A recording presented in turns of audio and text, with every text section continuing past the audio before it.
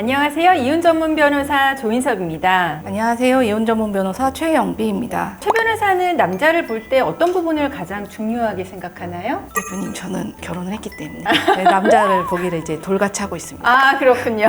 그래, 우리 둘 다 남자를 보기에 돌같이 한다라고 가정의 평화를 위해서. 근데 요즘은 연애 상담 이런 프로 같은 걸 보면은 남자들이 여자 볼 때, 여자들이 남자 볼 때 어떤 거를 중요하게 생각하는지는 좀 나오긴 하잖아요. 네네. 사실 연애할 때는 잘 몰라요. 맞아요. 살아봐야 알다 보니까 요새 기사에서 좀 헤어지고 좀 안 좋은 일들도 많이 나서 헤어지고 나서 이제 돌변하는 경우들이 많다 보니까 네. 요새는 이제 사람을 만나고 연애를 하고 또 결혼을 결심하기까지 좀 무섭고 힘든 과정일 수도 있겠다는 생각이 많이 듭니다. 네, 그 연애할 때는 보이지 않았던 모습들이 결혼해서 보이는 경우도 있고요. 또 오래 연애하고 결혼한 사람들도 얼마 안 살고 성격 차이다라고 하는 경우도 있잖아요. 연애랑 실제로 같이 사는 거는 좀 다른 문제이긴 하죠. 좋은 사람과 행복한 가정을 이룬다는 게 쉽지 않은 일인데 현직 이혼 전문 변호사들이 알려드리는 결혼을 다시 생각해봐야 하는 남자 유형 5가지 뽑아봤습니다.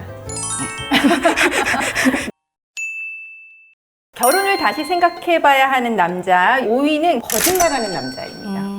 저는 거짓말을 안 하는 사람을 봤어도 한 번만 하는 사람은 못 본 것 같습니다. 아, 그래요. 맞아요. 우리한테 이혼 상담 오거나 이혼 소송 진행하시는 분들 중에는 남편이 너무 거짓말을 많이 한다. 이런 경우도 있어요. 거짓말도 근데 이혼 사유 될까요? 사실 부부관계에서 거짓말 때문에 문제가 되는 경우도 많이 있는데요. 네. 학력이죠. 심지어 직업을 속이기도 하고요. 네. 그리고 사실 결혼 생활 중에 좀 짜잘하게 뭐 상여금을 속인다든지 뭐 거짓말을 하고 뭐 골프를 치러 간다든지 뭐 이런 것들이 많이 있습니다. 상여금 이런 거는 좀 귀여운 경우죠. 네, 맞습니다. 내가 본 가장 큰 거짓말은 이제 학력 위조인데 말하자면 하버드처럼 그렇게 유명한 대학의 컴퓨터 학과를 다닌다라고 했는데 알고 보니 그 대학의 앞에 컴퓨터 수리점에서 일했던 거예요. 단순히 거짓말만 가지고 이혼이 되는지는 따져봐야 될 부분이 많이 있어서 전문가의 좀 도움이 필요한 부분이지 않을까 싶습니다. 네, 그리고 이제 큰 거짓말 같은 경우는 단순한 이혼 사유가 되는 게 아니라 혼인 취소 사유도 이제 될 수가 있는 거죠. 이런 거짓말을 했다는 거 증거는 당연히 필요하고요. 그러니까 연애할 때 상대방이 거짓말을 많이 하는 것 같다라고 생각이 든다면 그럴 수도 있지 하고 넘어가지 마시고 그 이상의 생각들을 한번 해보시면 좋을 것 같긴 합니다. 그리고 결혼을 다시 생각해봐야 하는 남자 4위는 게임을 너무 좋아하는 남자입니다. 게임하면 어떤 사람들은 다 큰 어른이 무슨 게임을 하냐 이런 생각을 할 수도 있긴 하는데 요즘은 게임 때문에 이혼하는 경우 진짜 많아요. 조금씩 하는 거 가지고 문제가 되는 게 아니고 네. 게임이 거의 중독 수준에 이르러서 뭐 거의 도박처럼 일상생활이 안 되기까지 좀 빠져드는 경우도 많이 있고요. 특히 이제 문제가 되는 게 육아를 소홀하게 하는 경우를 제가 좀 많이 봤습니다. 아마 2015년 정도로 기억하는데요. 인터넷 게임에 빠진 남편이 아이가 PC방을 못 가겠다는 이유로 네. 이 아이를 살해한 그 안타까운 일도 있었습니다. 그러니까 이렇게 게임에 빠져서 좀 이성이 잃게 되는 경우도 있다 보니까 네. 문제가 많이 되는 것 같습니다. 그리고 게임 같은 경우에 이제 그 아이템 구입한다고 그게 또 이제 이혼 사유로 이어지는 경우도 있어요. 조금씩 현질하는 거야 뭐 네. 뭐라고 하겠냐만 억대의 수준으로 현질을 네. 하는 경우도 있다 보니까 아이템이 나중에 재산 분할의 대상이 될 수 있습니다. 그렇죠. 게임 아이템이 재산 분할의 대상이 될 수 있습니다. 스스로 자제가 가능한 것 같지 않다라고 하면은 조금 한번 생각을 이제 해보시는 게 어떨까 하는 생각이 듭니다. 그리고 결혼을 다시 생각해봐야 하는 남자 3위는 술버릇이 안 좋은 남자입니다. 저는 정말 술버릇이 안 좋은 사람은 반대합니다. 그럼요. 술을 마시고 약간 스킨십하는 그런 술버릇도 있고 고성방가, 폭력 행사가 좀 안 좋죠. 맞아요. 이런 이야기까지 안 하기는 하는데 대변을 본 사람은 그 증거 자료도 사진이 폐기여서 다행이었어요.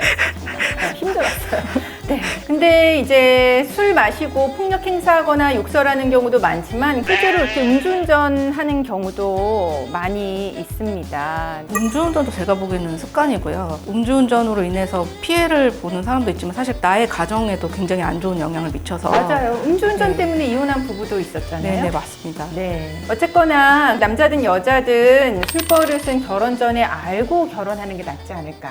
그리고 결혼을 다시 생각해야 하는 남자 2위는 집착하는 집착하는 남자입니다. 요즘은 이렇게 스토킹, 집착 이런 것 때문에 참 많은 분들이 힘들어합니다. 문제는 이렇게 집착을 하다가 폭력적으로 변한다는 게 있는 거죠. 실제로 저희 의뢰인께서도 저한테 보내주신 경위서를 보면 처음에는 이게 사랑인 줄 알았다고. 아, 처음에는 네. 사람인 줄 알았다고. 네, 그렇게 써주신 경우도 있었어요. 집착하는 경우에 접근을 막는 방법도 말씀드릴 수 있는데 이런 경우에는 법적으로 어떻게 보호를 받을 수가 있죠? 가장 좋은 것은 경찰에 신고하는 것이고요. 네. 경찰에 신고를 해서 법원에 뭐 피해자 보호 명령이라든지 아니면 이혼 소송 중에서는 접근 금지 사전 처분이라든지 이렇게 해서 접근을 금지하는 명령을 받아서 보호를 받을 수 있는 방법이 있습니다. 네, 그런 방법이 있으니까 법적인 보호도 적극적으로 생각을 하시면 좋겠습니다. 결혼을 다시 생각해 봐야 하는 남자 1위는 폭력적인 남자입니다. 너무 당연한 것 같기도 하네요. 과거에 비해서는 그래도 경찰이 개입하기도 하고 어느 정도 좋아졌다라고는 하지만 여전히 이제 가정폭력으로 사건 사고가 많죠. 경찰을 불러도 경찰에서 두 분이서 대화로 해결하세요라고 가는 경우도 많고 맞아요. 또 막상 내가 무서워서 경찰을 불렀어도 내 남편이 또 처벌받는 게 싫어서 가시라고 하는 경우도 많습니다. 실제로 이게 폭력을 당하는 아내들 혹은 뭐 남편도 마찬가지겠지만 폭력을 당하는 사실을 밖에다 이야기하고 도움을 받지 못하는 경우가 많고요. 네. 그리고 경우에 따라서는 이제 가스라이팅을 많이 당해서 내가 잘못해서 맞는 거야 라고 생각하시는 경우도 있습니다. 네, 맞습니다. 어쨌거나 이런 부부간의 폭행 같은 경우에는 당연히 처벌을 받는 행동이잖아요. 형사처벌도 받고 또 가정폭력의 경우 보호처분으로 사회봉사 수강명령 이런 거 받을 수도 있는 거니까요. 가정폭력의 경우 방치하지 마시고 무료 상담소도 많으니까 도움을 받으셨으면 좋겠습니다.